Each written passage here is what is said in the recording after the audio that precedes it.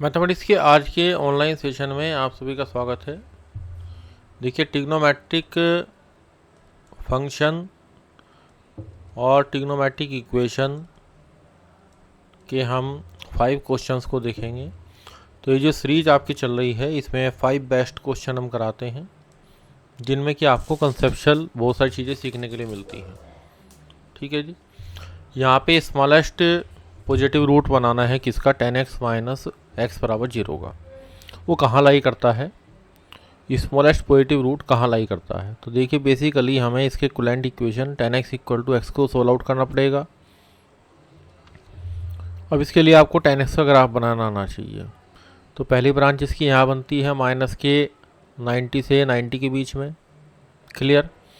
दूसरी जो ब्रांच बनेगी वो 3π/2 पे बनेगी, और यहाँ पे 10 0 0 10 पाई 0, ये वैल्यू आपके पास क्या है, π/2। अब दोनों को बराबर के y मान लेते हैं। तो एक ग्राफ हमारा बन गया y बराबर 10x का, और एक ग्राफ हमारा बन गया y बराबर 10x का, और एक बन गया आपका y बराबर x का। ठीक है जी। तो y इक्वल टू एक्स की जो लाइन होती है वो हमारी इस ग्राफ को टच करती है। देखिए, y इक्वल टू एक्स की जो लाइन मैंने बनाई है ब्लैक कलर से, ये लाइन तो इसको टच करते हुए जाती है। यहाँ से ऊपर ये टेंजेंट होती है, यहाँ से नीचे भी ये इस ब्रांच पे टेंजेंट होती है, क्लियर। तो ये इसको कहाँ काट रही है, π/2 से पाई के बीच में काट रही है। पाई से 0, यहाँ पे π/2 आ गया, फिर आपका पाई आ गया, फिर आपका 3π/2 आ गया। तो पाई से 3π/2 के बीच में कोई एक वैल्यू आएगी, कोई एक एक्स ऐसा आएगा जहाँ पे ये इंटरसेक्ट करेंगी।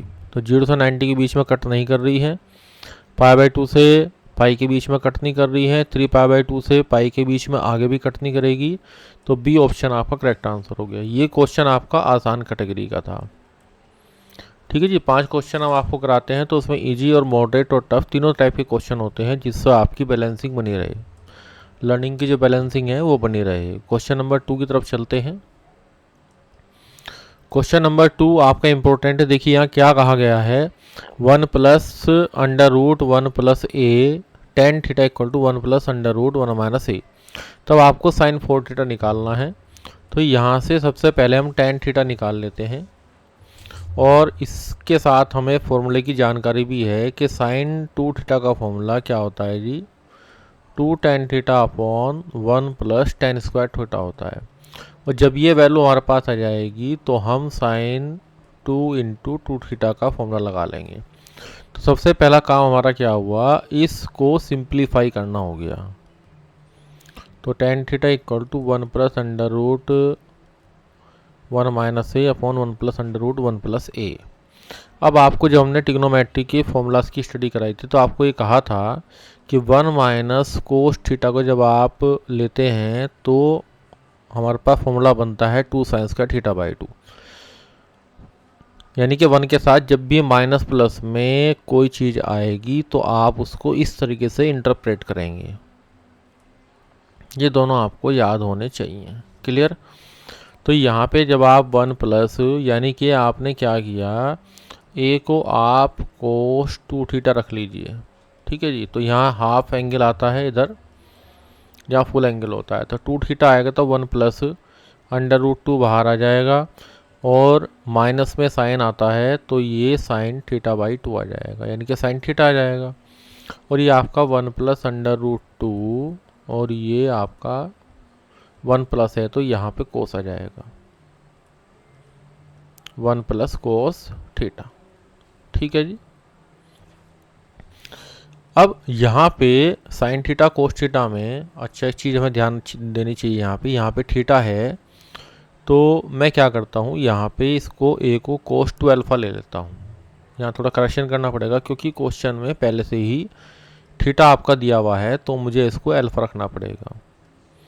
तो मैंने ए को कोस 2 अल्फ़ा रख लिया, तो मेरे पास यहाँ ऊपर आएगा ए साइन अल्फ़ा, और यहाँ पे आएगा जी ए कोस अल्फ़ा, क्लियर। अब ये रूट 2 हमें समझ में नहीं आ रहा कि यहाँ पे रूट 2 को कैसे हम सोल्व आउट करें इसमें। तो हम क्या करते हैं, 1 upon root 2 plus sine alpha और नीचे हो गया 1/√2, हमने √2 को कॉमन ले लिया और ये प्लस का हो गया जी हमारे पास कोस अल्फ़ा। ठीक है, अब यहाँ ऊपर बन गया साइन अल्फ़ा प्लस साइन π/4। तो बेसिकली क्या है कि ट्रिग्नोमेट्री में कुछ चीज़ें आपको जो सोल्व करते हैं ना तो सीधी समझ में नहीं आती, आप मतलब लाइन को आगे बढ़ाते रहें तो चीज़ें अपना आप खुलती रहती हैं। तो ऊपर sine C plus sine D का फॉर्मूला लगाते हैं, 2 sin c प्लस d/2 और कोस के साथ क्या आएगा जी c माइनस d/2। अच्छा /2 आएगा, वो मैंने नहीं लिखा, वो मैं यहाँ लिख देता हूँ। ठीक है जी, नीचे कोस सी प्लस कोस डी का फॉर्मूला लगाएंगे तो 2 cos c प्लस d/2 आ गया, 1/2 लिख देते हैं यहाँ, और cos c माइनस d/2, 1/2 यहाँ लिख दूँ, अल्फ़ा माइनस π/4। तो हमें बेसिकली क्या करना है ट्रिग्नोमेट्री में, सिंप्लीफाई करना है। तो 2 से 2 कट गया जी और ये कोस से कोस कट गया। तो फाइनली हमारे पास क्या बचा, ये जो हम tan थीटा को सिंप्लीफाई करने की कोशिश कर रहे थे, देखिए जो पहला मैं आपको बताया था कि साइन 2 थीटा के फॉर्मूले में अगर हम ये tan थीटा की वैल्यू जो दी है ये डायरेक्ट पुट कर देते हैं तो आपको पता है कि जब इसकी स्क्वायरिंग होगी, यहाँ पे जब नीचे इसकी स्क्वायरिंग होगी तो ये बहुत बड़ा हो जाएगा और वापस हमें फिर 2 में फिर 2 थीटा लगाना है। अगर खाली साइन 2 थीटा निकालना होता तो हमारी बात आसान थी, लेकिन ये तो मुश्किल हो गई ना बात यहाँ पे। तो इसलिए हमने क्या किया, यहाँ पे जो पुट करने वाली जो चीज़ सामने आई है वो इसलिए आई है, ये जो 2 फॉर्मूले हमारे काम कर रहे हैं वो इसलिए काम कर रहे हैं। ये चीज़ लर्निंग की है इसके अंदर। तो tan थीटा बराबर हमारे पास कितना आ गया जी, साइन बटे कोस हमारे पास tan हो गया और ये आपका x/2 और प्लस π/8 आ गया। 2 से हमने 1/2 से हमने मल्टीप्लाई कर दी तो थीटा की वैल्यू हमारे पास ये आ जाएगी। तो 4 थीटा जब हम निकालेंगे तो ये 2x और प्लस का 4 2 8 π/2 आ गया। अब हमें क्या निकालना है जी, साइन 4 थीटा निकालना है। तो sign 4 theta 90 plus cos 2x आएगा, 90 प्लस थीटा कोस थीटा होता है हमारे पास, तो कोस 2, अच्छा यहाँ पे सॉरी मैंने यहाँ x लिख दिया, यहाँ पे अल्फ़ा है, क्लियर। तो यहाँ पे कोस 2 अल्फ़ा हमारे पास आ गया और कोस 2 अल्फ़ा हमने क्या माना था, ये हमने a माना था, तो ये इक्वल टू हमारा a आंसर आ गया। तो C ऑप्शन आपका करेक्ट आंसर है। तो देखिए इस क्वेश्चन में अगर हम डायरेक्ट वर्किंग करेंगे फॉर्मूले को टच करने की तो क्वेश्चन हमारा लेंदी हो जाएगा, लेकिन हमने क्या किया, एक ऑल्टरनेटिव टेक्निक से क्वेश्चन को सोल्व आउट किया तो क्वेश्चन सोल्व करना हमारा थोड़ा आसान हो गया। ठीक है जी, इसी तरह के क्वेश्चन आपके अच्छे लेवल के जो एग्ज़ाम होते हैं जिसमें 3 मिनट का टाइम होता है उन एग्जामिनेशन में आते हैं। ठीक है जी, ये जो क्वेश्चन आपको पहला कराया है ये 1 मिनट वाले एग्ज़ाम में होता है। तो हम कोशिश करते हैं आपको यहाँ 1 मिनट 2 मिनट और 3 मिनट वाले सभी क्वेश्चन आपको कराए जाएँ। तो अगर आप टीच करते हैं या आप लर्निंग कर रहे हैं 12th में है तो सभी लेवल पर आपको हेल्प मिलती है कंसेप्ट लर्निंग में और आपके पेपर अटैम्प्टिंग में। तीसरा क्वेश्चन देखिए, ये भी अच्छा क्वेश्चन है। यहाँ पे a plus B plus C equal to 2π है और एक क्यूबिक का जो कंसेप्ट दिया गया है, इससे पहले भी मैंने लेक्चर में आपको बताया था कि जहाँ भी क्यूबिंग आती है वहाँ पे ना चीज़ें थोड़ी सी अलग तरीके से हो जाती हैं, मुश्किल तो नहीं होती बहुत ज़्यादा। ठीक है जी, ये K2 आ गया, यहाँ पे आ गया। तो अब हमें पता है कि साइन 3 थीटा का फॉर्मूला जब हमने ऑपरेट किया था, 3a का फॉर्मूला लिख लेता हूँ, 3 sin a minus 4 sin cube a। तो जहाँ भी आप क्यूबिंग को सोल्व करते हैं तो हम साइन क्यूब a का फॉर्मूला लिख लेते हैं 1/4, इसको धर ले जाएंगे, इसको धर लाएंगे, तो यह आ गया 3 sin a minus sine 3a। Clear हो गया जी। इसी तरीके से यहाँ बी एंगल के लिए फॉर्मूला आएगा, इसी तरीके से यहाँ सी एंगल के लिए फॉर्मूला आएगा। तो यहाँ से आपका बन गया साइन क्यूब ए प्लस साइन क्यूब बी और प्लस का साइन क्यूब सी। जब तीनों को ऐड करेंगे तो भैया 1/4 तो यहाँ कॉमन आएगा, क्लियर। और बल्कि यहाँ पे जब ऐड करेंगे 3 1/4 की मल्टीप्लाई कर लेता हूँ, 3/4 और अंदर आपका आ गया जी sine A plus sine B plus sine C. Speed को आप अपने हिसाब से एडजस्ट कर लीजिए। अगर आपको लग रहा है क्योंकि लिखते हुए हमारी स्पीड थोड़ी सी है ना, वैसे जब से कॉपी पे काम करते हैं उसके मुकाबले थोड़ी कम हो जाती है। तो आप अपने हिसाब से 1.25 पे 1.5 पे लेक्चर को देख सकते हैं। sin 3b plus sin 3c। अब देखिए, अब यहाँ पे सोल्व आउट करने के लिए आपको कंडीशन याद होनी चाहिए कि हमारे पास क्या दिया गया है, a plus B plus C बराबर 2 पाई दिया गया है। अगर हम a plus B plus C equal to 2 pi के लिए इसको सोल्व आउट करते हैं तो ये sine A plus sine B plus sine C का जो फॉर्मूला आपके पास आएगा वो आपका 4 sine A by 2 sine B by 2 और साइन सी बाई 2, ये आपका स्टैंडर्ड रिजल्ट है। अगर a plus B plus C equal to कितना है जी, आपके पास 2 पाई है। वैसे हमने जो फॉर्मूले याद किए थे ट्रिग्नोमेट्री के अंदर, वो जो फॉर्मूले थे वो a plus B plus C equal to pi के लिए थे, ट्राइंगल ए बी सी के लिए थे। लेकिन यहाँ क्वेश्चन में थोड़ी सी चीज़ें इन्होंने बदल दी हैं। अब क्या किया है यहाँ पे, a plus B plus C confusing के लिए। और वैसे भी आप एक चीज़ देखिए कि यहाँ जो सोल्यूशन बन रहा है k1 के साथ sine A by 2 sine B by 2 sine C by 2, तो क्वेश्चन से भी हमें हेल्प मिल रही है कि यहाँ क्या आएगा। और सेम चीज़ यहाँ पे है 3b 3a 3b 3c, तो यहाँ माइनस का 1/4 आ रहा है। तो मैं फॉर्मूले को यहाँ लिख देता हूँ 1/4, क्योंकि और कोई तरीका इसका हल करने का नहीं है। क्योंकि ये सॉल्यूशन जब हम बनाएंगे इसका ये वाला, तो ये थोड़ा सा लेंदी फेस में जाएगा, क्योंकि पहले यहाँ पे हमें sine C plus sine D का फॉर्मूला लगाना पड़ेगा, फिर जहाँ पे a प्लस बी आएगा उसको पाई माइनस सी रखना पड़ेगा, तब जाके ये बनता है जी। पूरा एक प्रूफ है अपने आप में। लेकिन मैंने क्या किया, क्वेश्चन में जो दिया गया है उसकी हेल्प से मैंने इसको ये समझ लीजिए कि इसको हमने बाय ट्रिक लिख लिया। ठीक है। वैसे अगर आप a plus B plus C equal to pi के लिए करते हैं तो आपके पास फॉर्मूला क्या होता है, sine A plus sine B plus sine C equal to 4 cos a by 2 cos b by 2 और cos c बाई 2। ठीक है जी। अब इसको हमें चेक करना है कि जो हमने लिखा है वो सही है नहीं है। तो हम क्या करते हैं, a b c की वैल्यू तीनों की 60 60 60 रख के देख लीजिए आप। ठीक है। या आप ट्राइंगल भी नहीं बनाते, अगर a plus B plus C equal to pi है तब भी आप क्या कर रहे हैं, इसको पाई रख लीजिए, इसको जीरो, इसको जीरो। तो यहाँ साइन पाई करेंगे तो आपके पास क्या वैल्यू आएगी, यहाँ पे बी जीरो, ये जीरो हो गया, और यहाँ पे साइन पाई की वैल्यू आपके पास जीरो हो गई। अब देखिए यहाँ पे पाई बाई 2 करेंगे तो ये हमारे पास क्या हो गया, जीरो हो गया। साइन पाई बाई 2 आपके पास पाई बाई 2 की ए को हमने क्या लिया जी, मैं यहाँ लिख देता हूँ, ए इक्वल टू हमने पाई लिया है, बी को हमने जीरो लिया है। अगर कोई एंटिटी हमें परफेक्टली याद नहीं आ रही है, क्रॉस चेक करनी है, तो ए बी सी की रैंडम वैल्यू के लिए आप चेक कर सकते हैं। ठीक है जी। यहाँ पाई बाई 2 करेंगे तो ये जीरो हो जाएगा। इधर भी हमारे पास क्या आ रहा था, जीरो आ रहा था, इधर भी क्या आ गया जी, जीरो आ गया। ठीक है। चीज़ों को रटना नहीं है, एक लेवल है रटने का भी, बस वहीं तक रटना है इसको। फिर यहाँ पे जीरो डालेंगे तो कोस जीरो बनाएगा, तो सब ये जीरो हो जाएगा। ठीक है जी। इसी तरीके से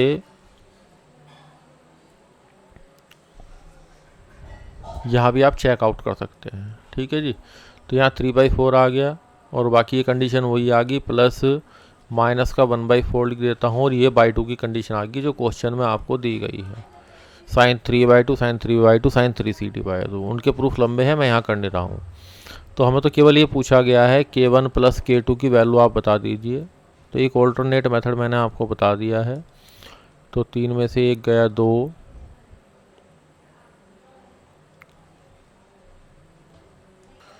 ठीक है जी। यहाँ पे 3/4 था, इनटू यहाँ पे आपका 4 आएगा, यहाँ 4 आएगा। ठीक है, क्योंकि 1/4 बाहर है और वहाँ पे 4 आएगा। तो ये k1 प्लस k2 की जो वैल्यू आएगी वो यहाँ से 4 से 4 कटेगा, और ये हमारे पास 3 में से 1 माइनस करके हमारे पास 2 आंसर आएगा। तो बी ऑप्शन आपका करेक्ट आंसर हो गया। ठीक है जी। इससे पहले भी एक ट्रिग्नोमेट्रिक फंक्शन का हमने लेक्चर आपको बनाया था इससे पहले, वो भी आपने देखा होगा। वहाँ भी बिल्कुल अलग टाइप की प्रॉब्लम थी, वो भी आप देख सकते हैं। ठीक है जी। तो ये आपका 3 मिनट वाला क्वेश्चन था। क्वेश्चन नंबर 4 के ऊपर काम करते हैं। ये भी आपका 3 मिनट वाला क्वेश्चन है। आपको देखना है कि आपकी जो कंसेप्ट एप्लीकेशन है वो कितनी मजबूत है। यहाँ इसने ये कहा है, मतलब कुल मिला के क्वेश्चन आपको ट्रिग्नोमेट्री का नहीं लग रहा, ठीक है जी। लेकिन अगर वास्तव में देखते हैं तो क्वेश्चन ट्रिग्नोमेट्री का मैं बताता हूँ आपको कि कैसे आपको अंदाज़ा लगेगा कि x1 x2 x3 हमारे पास x10 जो 10 क्वांटिटी है -1 से 1 के बीच में है, और मुझे पता है कि -1 से 1 के बीच में 2 क्वांटिटी मेरे पास होती हैं, या तो हम साइन थीटा लेंगे या हम कोस थीटा लेंगे। ये हमारी प्रीवियस नॉलेज के आधार पे पता लग गया हमें। तो मैं क्या करता हूँ, यहाँ पे x1 को साइन थीटा 1 रख लेता हूँ या xi को साइन थीटा i रख लेता हूँ। तो वहाँ से हमें पता लग जाएगा कि साइन थीटा 1 साइन थीटा 2। अब यहाँ पे क्यूबिंग का सम कितना दिया है जी, 0 दिया है। अभी क्यूबिंग का एक क्वेश्चन मैं अभी करके आया हूँ। तो यहाँ पे क्या बनेगा, साइन थीटा 1 का क्यूब बनेगा प्लस साइन थीटा 2 का क्यूब बनेगा, और अप टू सोन साइन थीटा 10 का क्यूब बनेगा, और बराबर 0 हो गया जी। अब अभी हमने साइन क्यूब थीटा का फॉर्मूला लिखा था, sine cube theta equal to 1/4, और जहाँ से फॉर्मूला शुरू होता है 3 sine A -4 sine cube A, तो यहाँ पे साइन 3 आ जाएगा। बस ऐसे आप इसको याद रखें डायरेक्ट, ठीक है जी। तो यहाँ पे ये 3/4, यहाँ पे 3/4 और साइन थीटा 1 प्लस से लेके साइन थीटा 10 तक ये एडिशन आएगा, फिर माइनस का 1/4 आएगा, और यहाँ पे साइन 3 थीटा 1 से लेके साइन 3 थीटा 10 तक आएगा, बराबर 0, ठीक है जी। ये कंडीशन आ गई। अब आपसे पूछा है कि maximum value of theta 1 plus theta 2, जहाँ तक हमें ऑपरेट करना था वहाँ तक हमने ऑपरेट कर लिया बाय गिवन, जो भी हमें दिया गया था उसके आधार पे। अब यहाँ पे x1 plus x2 plus x3 plus x10 की मैक्सिमम वैल्यू आपको निकालनी है, ठीक है जी। अब आप इस चीज़ को ध्यान से देखिए, जब आप बराबर जो रखेंगे 4 तो कैंसिल आउट हो जाएगा, और यहाँ से आपके पास साइन थीटा 1 प्लस, देखिए साइन थीटा 1 हमारे पास क्या था, x1 था, तो x1 प्लस ये जो साइड है यहाँ लिख देता हूँ मैं इसको, x1 plus x2 plus x10 equal to हमारे पास क्या आ गया, इक्वल टू ये माइनस से उधर जाके साइन थीटा 1 प्लस कहाँ तक चला गया, साइन 10 तक। तो ये x1 plus x2 plus x10, अब ये लेस देन इक्वल टू जो साइन 3 थीटा 1 है इसकी वैल्यू 1 से कम होगी, प्लस ये 1 प्लस 1, ठीक है जी। एक 3 यहाँ बचा हुआ है, इसको लिखना है, ये मैंने छोड़ दिया था यहाँ पे, ठीक है जी। तो 3 मैं यहाँ लिखता हूँ इसको, और ये वैल्यू आपके पास 1 को 10 बार जोड़ना है। तो यहाँ से x1 plus x2 plus x10 ये लेस देन इक्वल टू कितना आएगा, 10/3 आएगा, ठीक है जी। तो ए ऑप्शन आपका करेक्ट आंसर हो गया। तो देखने में ये क्वेश्चन आपको अलजेब्रा का लग रहा था, ठीक है जी। देखिए ये क्वेश्चन देखने में आपको कैसा फील हो रहा था, अलजेब्रा का, लेकिन जैसे ही -1 से 1 वाली कंडीशन दी तो यहाँ हमारे माइंड में अलर्ट हो गया, भाई यहाँ पे आपको साइन थीटा या कोस थीटा के ऊपर काम करना है। फिर क्यूबिक के ऊपर कंडीशन दी, फिर यहाँ पे इसके लिए। तो देखने में आपको क्वेश्चन थोड़ा सा स्टार्टिंग में टफ लग रहा होगा, लेकिन जैसे आप इस तरह के क्वेश्चंस को ऑपरेट करेंगे तो चीज़ें ऑटोमेटिकली ईजी होंगी। क्वेश्चन नंबर 5 देखते हैं। देखिए यहाँ पे मिनिमम वैल्यू पूछी है, और यहाँ पे कोस थीटा कोस अल्फ़ा और कोस थीटा प्लस अल्फ़ा दिया है। ये क्वेश्चन भी आपका, आप देख रहे हैं कि ट्रिग्नोमेट्री का है। अगर आप इसको क्वेश्चन को कर रहे हैं तो आप अपने आप सोल्व करने की कोशिश कीजिए, ठीक है, आपको पता लगेगा। देखो अगर हम डिफ्रेंशिएशन करेंगे तो बेसिकली यहाँ पे क्या है कि यहाँ पे थीटा और फाई ये 2 वेरिएबल हो गए, ठीक है ना। तो इसलिए क्वेश्चन में थोड़ी सी ना चेंजिंग आ गई इसके अंदर। बेसिकली हम क्या करते हैं, इस क्वेश्चन को देखते ही मैंने भी ऐसे ही किया, और उससे क्वेश्चन आपका हो भी गया। वो टेक्निक भी मैं आपको बता दूंगा इसमें कि मैंने कैसे किया था।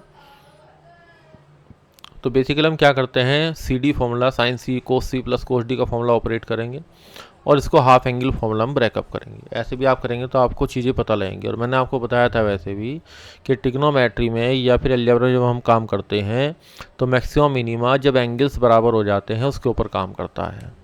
ठीक है, तो पहले मैंने यही कंसेप्ट लगाया, इसको 2 cos थीटा ये लगाया और प्लस cos 2 थीटा।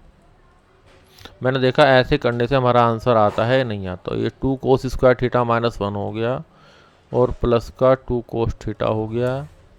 ठीक है जी, और ये माइनस का 1 हो गया। अब हमने क्या किया, यहाँ पे जब cos थीटा में क्वाड्रेटिक इक्वेशन देता है तो सीधा डिफरेंशिएशन से हमारा क्वेश्चन सोल्व आउट नहीं होता। तो हमने क्या किया, यहाँ से 2 कॉमन लिया और ये cos स्क्वायर थीटा आया और ये हमारा cos थीटा आया। अब cos थीटा का जो कोफिशिएंट 1 है तो इसका आधे का वर्ग 1/4 जोड़ दिया और 1/4 यहाँ पे घटा दिया, माइनस का 1 अलग है।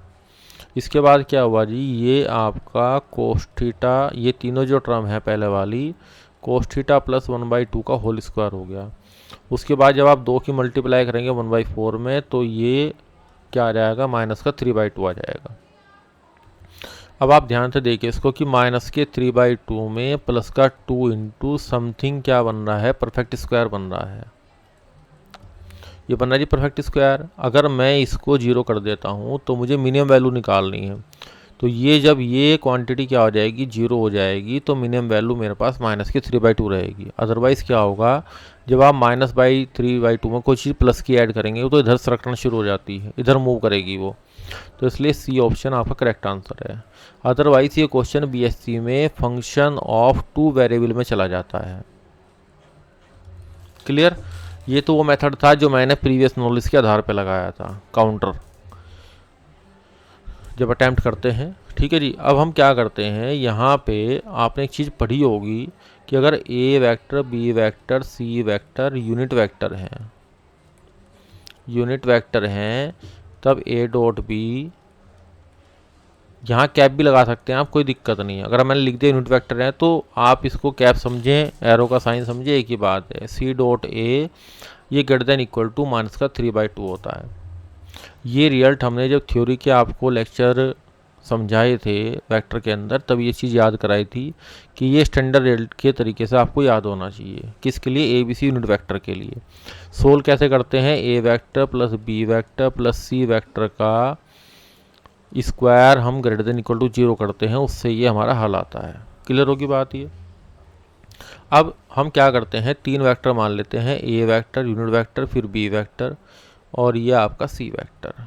अब ए और बी के बीच में एंगल आप थीटा मान लीजिए, यहाँ पे आप फाई मान लीजिए और थीटा और फाई को जोड़ के एक तीसरा एंगल बना दीजिए, यहाँ पे आप सी वेक्टर मान लीजिए। तो ये एंगल मेरा कितना हो गया, थीटा प्लस फाई हो गया। क्लियर होगी बात।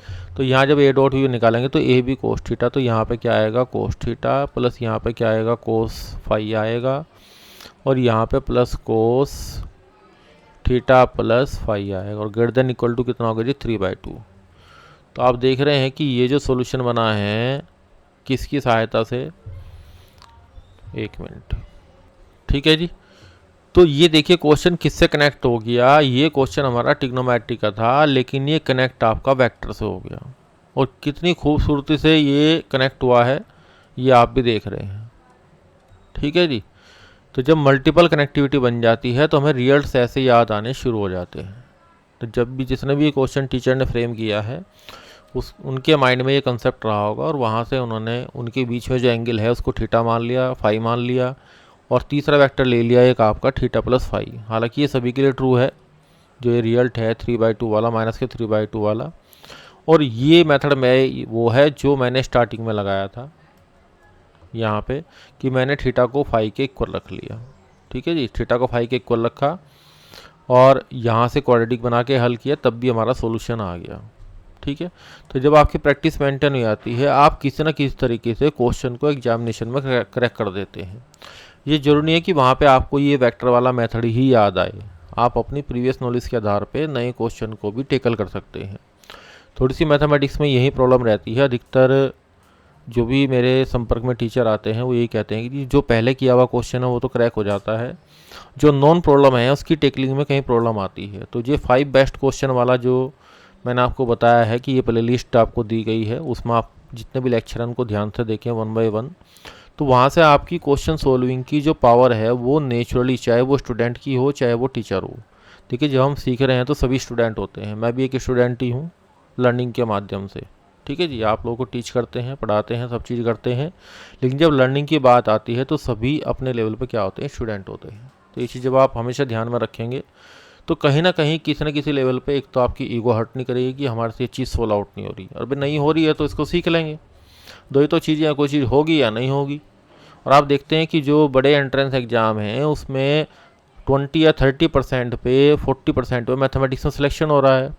इसका मतलब सीधा से ये है कि टेकल करने में कहीं ना कहीं थोड़ी सी प्रॉब्लम है, लेकिन अगर उसको हम सिस्टमेटिक पॉइंट ऑफ व्यू से सीख लेते हैं तो ये गारंटी है कि ये टेकलिंग आपको आ जाएगी। जरूरी नहीं है कि हम यूनिट वेक्टर के माध्यम से इसको हल करेंगे, लेकिन क्वेश्चन को हल करके दिखाएंगे बाय हुक बाय क्रुक, कैसे भी। ठीक है जी। तो मेरी तो जो लर्निंग स्ट्रेटजी रहती है नई चीज़ों को सीखने की या सिखाने की, वो इस तरह की रहती है कि एट मोमेंट काउंटरली आपको क्या करना है, क्वेश्चन को सोल्व आउट करना है। एक ही पॉसिबिलिटी है कि क्वेश्चन नहीं होगा तो कोई बात नहीं है, उसकी टेक्निक जैसे मर्जी सीखें, सीख लेंगे, है ना। आदमी कोई भी है, ये मान लो कि बाय बर्थ तो कोई भी सीख के नहीं आता, सभी को चीज़ें कहीं ना कहीं सीखनी पड़ती हैं, चाहे वो ITN है चाहे वो नॉन ITN है। बस उन्होंने कम एज पे सीख ली है, बाकी लोग थोड़ा देर में सीखते हैं, बस इतना ही अंतर है। लेकिन एक लेवल पे जाके सब चीज़ों में क्या आता है, इक्वलेंस। आपने इक्वलेंस वर्ड पढ़ा होगा, है ना, तो वो सब इक्वलेंट हो जाते हैं नॉलेज के मामले में। ठीक है जी, आज का लेक्चर यहीं पर समाप्त करते हैं। Thank you very much. अगर आपको ये लेक्चर पसंद आया है, ठीक है जी, तो आप कम से कम क्या करें, जो अपने टीचर साथी हैं जो भी मैथमेटिक्स में इंटरेस्ट रखते हैं सीखने का, नई चीज़ों का, तो आप उनको ज़रूर शेयर कीजिए इसको।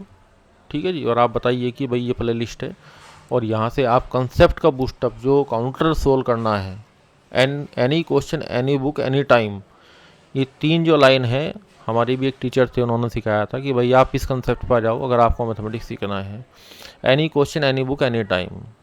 मैंने कहा जी अगर नहीं होगा तो उन्होंने कहा भाई एक ही पॉसिबिलिटी है, नहीं होगा तो सीख लेना, चाहे मेरे से सीखो चाहे किसी और से सीख लेना। तो तब हमने बात वो सीख ली और सीखने के मामले में हम एक स्टूडेंट बन गए। ठीक है जी, और आपको ये सब चीज़ें सिखा भी रहे हैं। जहाँ कहीं प्रॉब्लम आती है वहाँ आपको बताते भी है भाई यहाँ क्या टेक्निकल प्रॉब्लम है। क्लियर होगी बात आपको ये? ठीक है जी, और चैनल को आप सब्सक्राइब कर लें अगर आपको लेक्चर पसंद आया है, क्योंकि ऐसे न्यू लेक्चर्स डेली अपडेशन, 1 से 2 लेक्चर डेली अपडेट होते हैं, ऑब्जेक्टिव के भी और सब्जेक्टिव वाले भी। तो आज के लेक्चर यहीं पर समाप्त करते हैं। Thank you very much.